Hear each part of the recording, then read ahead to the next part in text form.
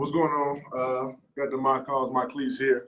Of course, I went with the astronaut theme, with the space theme, because I am the astronaut. So, and I got the Chubb Foundation logo right here, displayed out. So I want to raise money for my foundation because our main goal is to use our sports platform to activate human potential, whether that's in the Atlanta area, the Denver area. So far, most like camps and all that stuff has been in the Atlanta area, and with COVID and everything slowed down, but I wanted to reach out into the Denver area as well. But I started off with the Boys and Girls Club visits this past off season. So trying to get into the area as much as I can and just be that spark, be that light in the community as much as I can, whether through camps, through me and my brother had like a pitch night where we set the kids up and they came up with an idea that we could use in everyday life and in their communities and stuff like that. We had a pitch night and stuff like that, just stuff to really show them out there as more than just their neighborhood, more than just the statistics against them. So that's my foundation, that's my cause. Guys, before we open up for questions, give me a sec to raise this up for him. Okay, Nick, lead us off. Yeah, Bradley, just wanted to kind of to follow up on that, ask about, being in the community is a big part of what you do, a lot of your teammates do.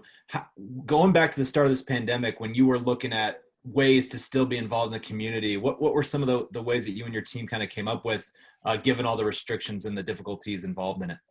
I'll give huge credit to Liz for all the things she did, for like whether it become with Zoom meetings and stuff we did with different kids, or whether it be Zoom meetings or whatever we could do in order to get out and just she sent stuff home to package up and make sure we sent those out to the veterans for Veterans Day. Just working around the strict protocols we have. So just whatever we can do has been it's been good. I mean, it's been of course difficult. It's not like the same human interaction over Zoom calls and stuff like that, but it's still a good thing to do. It's still a spark, and it's still good to have those kids see your face, and not just kids, adults too. And we talk to cancer patients and veterans and stuff like that. So I mean, it's good to just be out in the community as much as we can. Next one, Zach. Hey, Bradley, congrats on the foundation. That's awesome what you're doing. Did you ever think that you would play in a game like you played on Sunday? And how much extra pressure was there on defense, knowing what your offense was up against? I feel like it wasn't no extra pressure. I feel like it was one of those games where all the odds were stacked up against us. Nobody expected us to do anything, and it was one of those games like, okay, we have nothing to lose. We can go out here and do whatever. I mean, if Kendall goes out here and throws for 5 touchdowns, he's going to be the hero. If he goes out here and doesn't do anything, he's not supposed to be in that position. So, I mean, it's one of those things we just went out there and just said, all right, we have nothing to lose. Let's go out there and play as hard as we can. And I feel like we did that to the most of our ability. And it's one of those games you just got to look at the film and build off of it for this week coming up. Can't dwell on it too much because at the end of the day, it was a funky situation and probably will never happen again in the NFL. Next one, Mike. Yeah, Bradley, in 3 of the last 5 games, the opponent has rushed for over 200 yards against you. Is that just a little light up front after all the injuries? Man, like I said, it's just one of those things that those first couple games, it was guys trying to reach and make those big plays and getting out of their gaps. And I feel like this one was just one of those just wear and tear on the field and stuff like that. So, I mean, can't dwell too much on it. I feel like with the guys we got, we know we could bounce back. We know we can what kind of defense we can be, and that we just going to go out there and prove it now. The talking is not going to do much. We just got to we know what we put on paper. Now we got to go out there and fix it. Next one, Mace. Bradley, obviously the team results against the Chiefs haven't been what you wanted, but defensively, you guys have done better, at least containing the Chiefs, than most teams in the Patrick Mahomes era. What makes him so difficult to corral, however? He's just one of those once every generational players. He's good with his feet. He uses his feet to make plays downfield with the receivers they got. So I mean, he's one of those.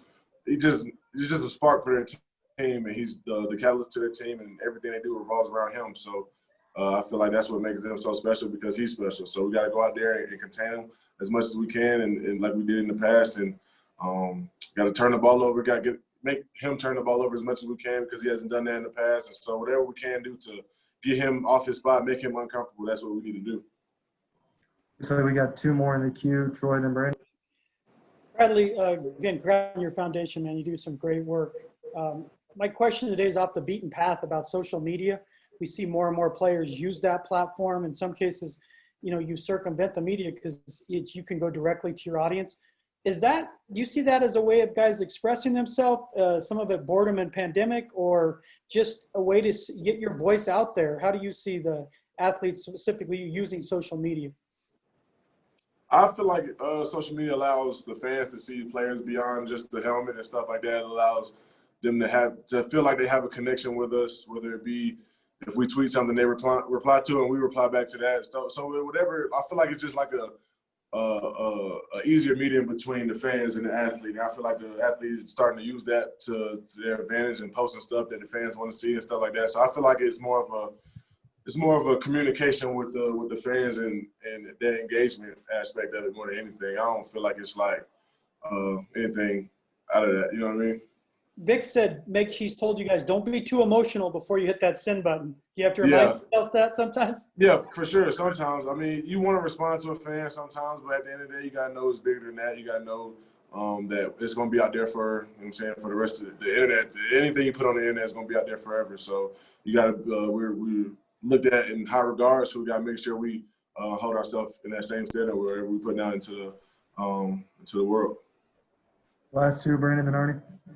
Bradley, Vic said this time of year you don't normally get a player that has a familiarity with the team. So how cool is it that Philly Will is going to be back in the building and back in the mix here and on the field with you? Yeah, it's dope because he knows the defense. He was a great player here. He's fiery. He brings that energy, and it's going to be fun to see him in the locker room again, see him on the field again, and doing what he does best, and that's causing havoc, hitting folks, and bringing the noise. Final one, Arnie.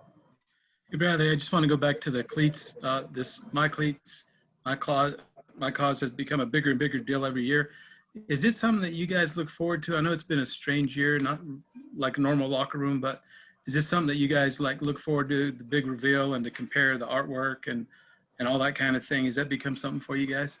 Yeah, for sure. And it's like one of those times you could just go out there and wear custom cleats on the field as well, and really show off what you've been working so hard in the offseason for, and the fans. It's another way for those fans to feel connected to you because they see you playing a game and something that means something to you. So it's a cool time of year. You definitely look forward to it, to promote and get your cause out there and get awareness for your cause and get the money and get get the ball rolling. So it's one of the best times of year for me because, like I said, I get to customize my cleats and go out there and look good doing it.